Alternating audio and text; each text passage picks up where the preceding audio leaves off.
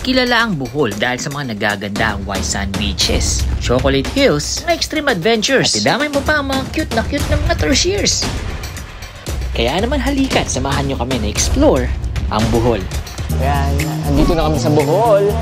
Darating na namin sa Bohol 7 a.m. in the morning. From Bohol International Airport, papunta na hotel namin. Nag-arkila na lang kami ng van na worth 400 pesos. Huwag ka lang talaga magmamadaling sumakay dahil katulad nung nakausap namin isa, sinisingil kami ng 600 pesos. Sayang din yung 200 ah. Chase, what's the first thing we will do today? Dolphin watching. Have you ever seen a dolphin? How old are you today? Why? Yung island hopping package na nakuha namin is worth 2,500. Though technically speaking, hindi naman talaga siya island hopping kasi isang isla lang yung pinuntahan namin. Pero ang included sa package, dolphin watching, turtle watching, at ang pagpunta sa Balikasag Island. Kasama dapat ang Virgin Island sa pupuntahan namin. Kaso nga lang dahil sa tourist na nag-vandalize sa corals dito. Ayun, ipinasara to. Ito na kami sa Balikasag Island para mag-snorkeling naman. Tapos mag-beach ng konti. At para na din masulit yung ganda ng dagat dito. Alam nyo ba, mala-turquoise yung kulay ng tubig. At kung gusto nyo naman mag-snorkeling, rerentahan nyo lang yung small boat pati yung snorkeling equipments for 450 pesos.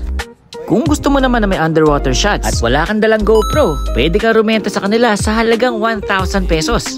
Ayun tayo. Oo, watch your steps. Baka madapa ka ulit, baby, ha? Sobrang sulit mag-snorkeling dito sa Bohol. Bukod sa napakalino ng tubig, talaga naman napakadaming isda. At bukod pa doon, napakaganda rin ng mga corals. Pero alam niyo ba kung anong pinakamasarap na parte ng pag-snorkeling?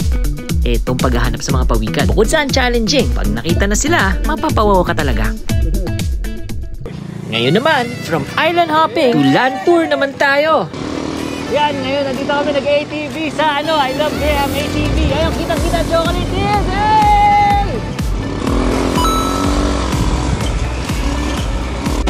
Go to birthday.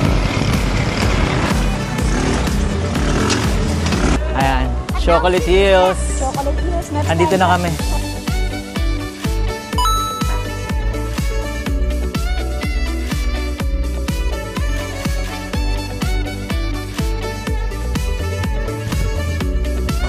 Ayan, nandito naman kami ngayon sa Bohol Tarsier Conservation Area, of course, to see yung mga tarsier.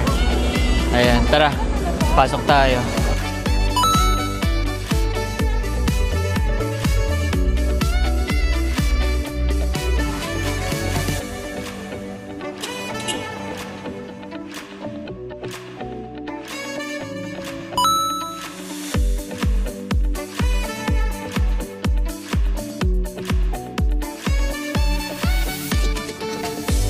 Para sa amin, ang Bohol ay 10 out of 10. Mapa-swimming man yan, island hopping, or land tour, perfect na perfect para sa vacation.